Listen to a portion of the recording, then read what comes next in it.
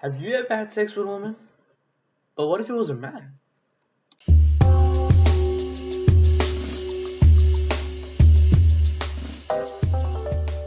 Alright, buckle up, because this is a story wilder than most spy movies.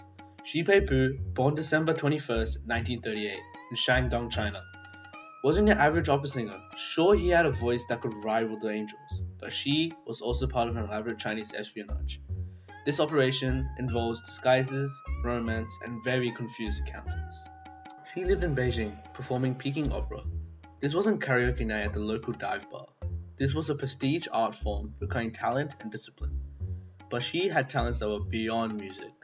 When the Chinese government needed a spy to seduce and deceive, they gave Shi a call. Enter Bernard Bourgeois, a mild-mannered French accountant working at the French embassy in Beijing. A guy with an innocent face, a government job, and apparently zero talent for spotting red flags. The mission was simple. She would pose as a woman, seduce Bourgeois, and oh yeah, get classified intel in the process. Here's where it gets absolutely bonkers. Not only did she convince Bernard that he was a woman, but they also entered a long-term relationship.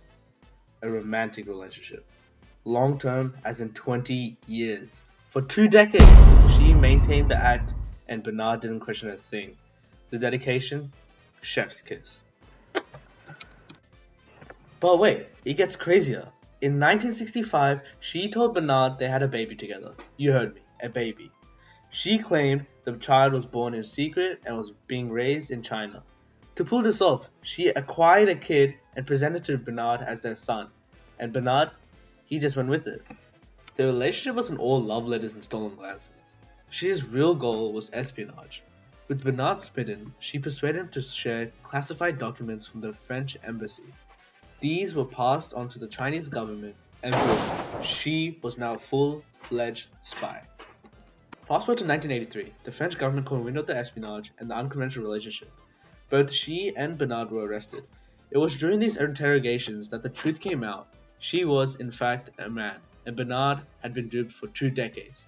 2 decades! Imagine explaining that in court. She and Bernard were convicted of espionage, but their bizarre love story stole the spotlight. She was sentenced to 6 years in prison, but served only a short portion before being released. He later lived a quiet life in Paris until his death in 2009. Shi's story didn't end with the trial. It inspired the Tony Award-winning play M. Butterfly, and later a film adaptation. The tale of deception, identity, and intrigue captivated audience worldwide and cemented Shi as one of the most infamous spies in history. So, what do we make of Shi Pei Pu? A cunning spy? A masterful actor? A tragic figure? Maybe all three. The story of Shi and Bernard is as much about international intrigue as it is about the complexities of identity and love.